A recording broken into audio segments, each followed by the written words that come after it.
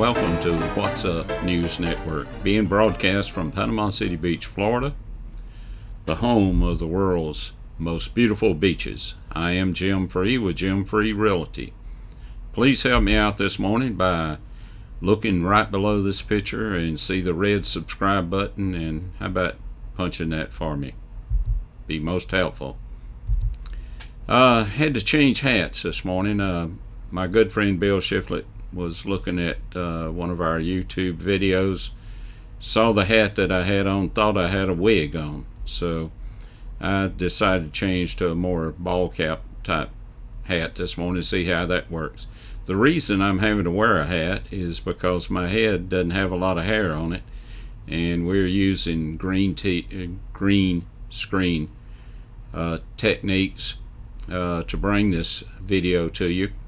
And this technology sometimes bounces some colors off shiny spots, which would be the top of my head. So that's the reason I'm wearing a hat. On the national news,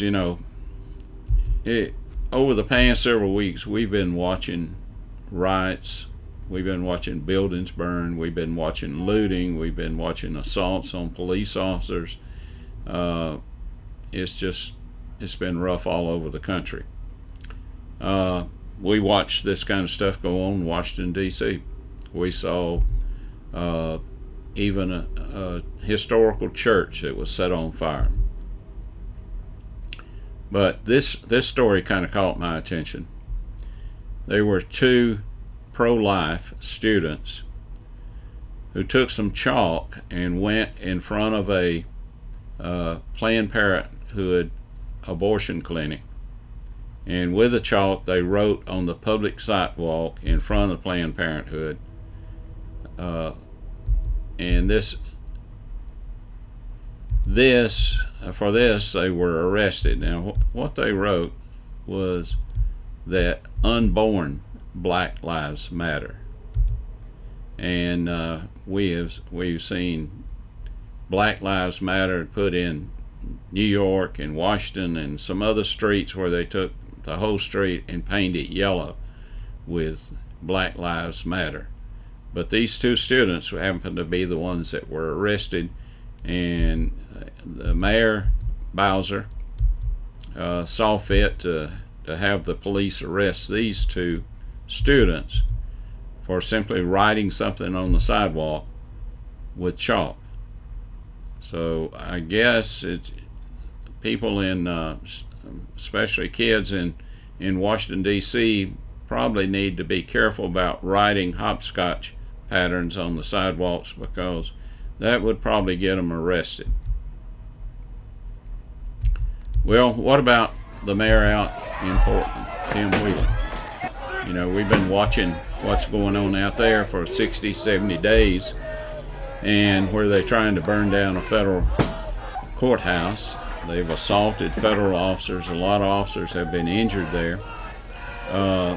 Mayor Tim Wheeler tells us that was a peaceful protest. But I think last night the protesters turned on a city building, and that has caused some problems. And now the mayor is describing these people as not peaceful protesters, but rioters. So that's probably the best definition for them. And it's amazing how things turn around. Well, I'm from Georgia. Have a lot of pride in being from Georgia.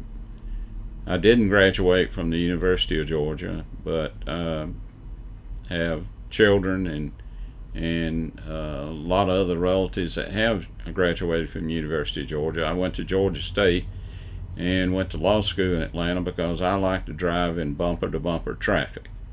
The University of Georgia has a great veterinary medicine school, and they've been doing some great work. In fact, recently they ran an intelligence test on a mule. Now, I don't know how they did that, but they discovered that this mule had an IQ of 186.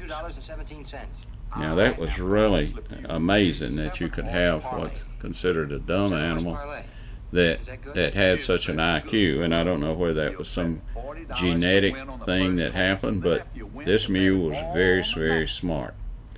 And but they also discovered that this mule lacked social skills. None of the other animals liked him, which goes to prove just what I've been saying for years. Nobody likes a smartass. Well, that's it for today. Until we meet again, may God continue to bless you, your family, and this great country that we live in.